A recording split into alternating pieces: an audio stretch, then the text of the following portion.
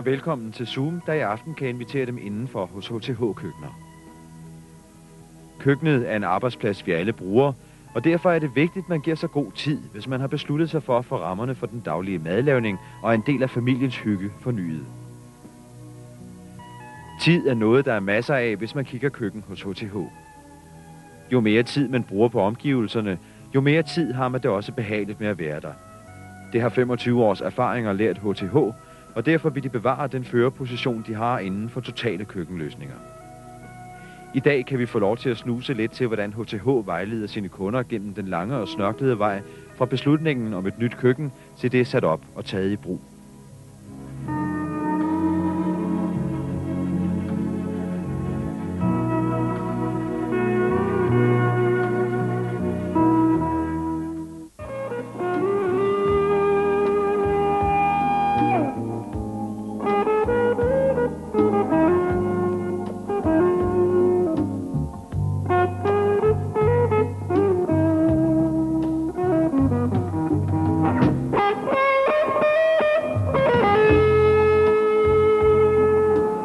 Vand.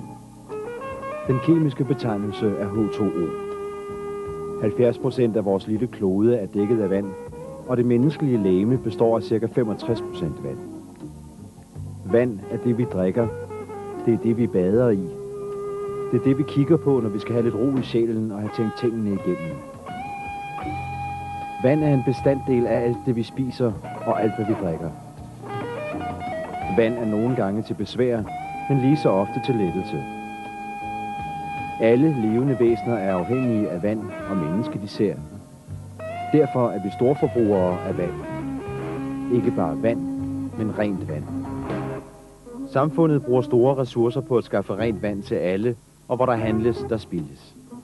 I disse år gøres der meget for at reducere den forurening, som vi udsætter vores have, fjorde og vandløb for. Alle ved, at det er en nødvendighed, at vi renser vores spildevand, så fiskene kan ånde og havene leve deres liv. Men det er de færreste, der tænker på det rene brugsvand, der løber ud i vores kloakker, fra dryppende vandhaner, lækkende vandrør, toiletter, der løber og vandledninger, der ikke bliver lukket. I de anstrengelser, vi gør os for at rense både brugsvandet og spildevandet, er der også en masse skønne spildte kræfter. Kræfterne er brugt på at levere den del af vandet, der løber igennem vores huse og virksomheder, uden nogensinde at blive brugt. Det løber enten ud af vores dryppende haner, eller ud af lækager i rørene og påfører samfundet og dermed den enkelte forbruger store udgifter. Når vandet løber fra hanen, er udgiften begrænset til den pris, vi betaler for vandet fra vandværket. Den pris har været stigende i de senere år. Det er dog ikke kun vandet, der koster, hvis der opstår en læk i et af vandrørene i vores hjem. Vandet kan stå og sive i dagevis, fordi skaden er svær at opdage, og vandet forårsager typisk skader for 50.000-100.000 kroner i et normalt hus. De enorme beløb, der spildes i rent drikkevand og i renovering, var grunden til, at nogle opfindsomme fynboer lavede firmaet Danset og udviklede de systemer, der i dag er med til at spare milliarder af kroner verden over.